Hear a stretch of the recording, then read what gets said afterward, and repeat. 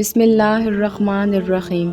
حضرت ابو سعید خدری رضی اللہ تعالیٰ عنہ نے حدیث بیان کی کہ حضرت اسید بن خضیر رضی اللہ تعالیٰ عنہ ایک رات اپنے باڑے میں قرات کر رہے تھے کہ اچانک ان کا گھوڑا بدکنے لگا۔ انہوں نے پھر پڑھا، وہ دوبارہ بدکا، پھر پڑھا، وہ پھر بدکا۔ اسید رضی اللہ تعالیٰ عنہ نے کہا، مجھے خوف پیدا ہوا کہ وہ میرے بیٹے یحییٰ کو رون ڈالے گا۔ میں اٹھ کر اس کے پاس گیا تو اچانک چھتری جیسی کوئی چیز میرے سر پر تھی، اس میں کچھ چراغوں جیسا تھا، وہ فضا میں بلند ہو گئی حتیٰ کہ مجھے نظر آنا بند ہو گئی۔ کہا، میں صبح رسول اکرم صلی اللہ علیہ وآلہ وسلم کے پاس گیا اور عرض کی، اے اللہ کے رسول اکرم صلی اللہ علیہ وسلم، اس اثنا میں کہ کل میں آدھی رات کے وقت اپنے باڑے میں قرات کر رہا تھا کہ اچانک میرا گھوڑا بدکنے لگا۔ رسول اکرم صلی اللہ علیہ وآلہ وسلم نے فرمایا، ابن خضیر پڑھتے رہتے۔ میں نے عرض کی، میں پڑھتا رہا، پھر اس نے دوبارہ اچھل کود کی۔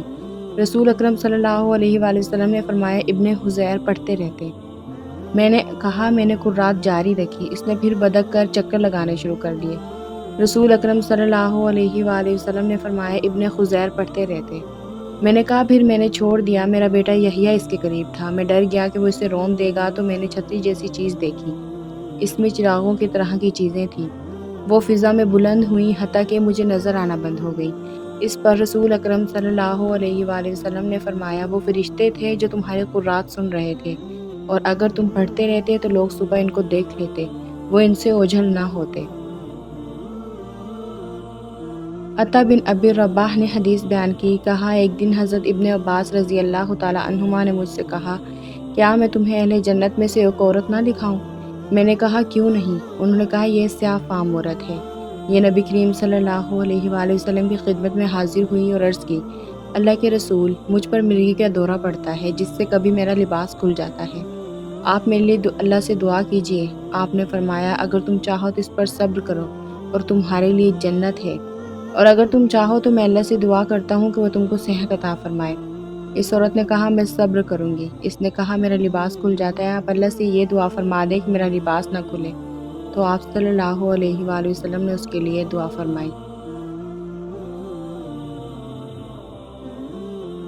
حضرت عبداللہ بن عمرو بن عاص رضی اللہ تعالیٰ عنہما نے فرمایا، چند کلمات ہیں جو کوئی انہیں اپنی مجلس کے اٹھتے ہوئے 3 بار پڑھ لے تو یہ اس کے لیے کفارہ بن جائیں گے، اور جو کوئی انہیں اپنی اس مجلس کے دوران میں پڑھ لے، وہ مجلس خیر کی ہو یا ذکر کی، تو یہ اس کے لیے ایسے ہوں گے جیسے کسی تحریر کو مہر بند کر دیا گیا ہو، اس کے لیے اس کا اجر اور گناہوں کا کفارہ ہونا محفوظ ہوگا۔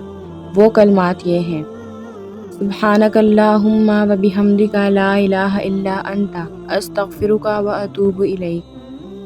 اے اللہ، تو اپنی تعریفوں سمیت پاک ہے، تیری سوا کوئی معبود نہیں، میں تجھ سے اپنے گناہوں کی معافی مانگتا ہوں اور میں تیری ہی طرف رجوع کرنے والا ہوں۔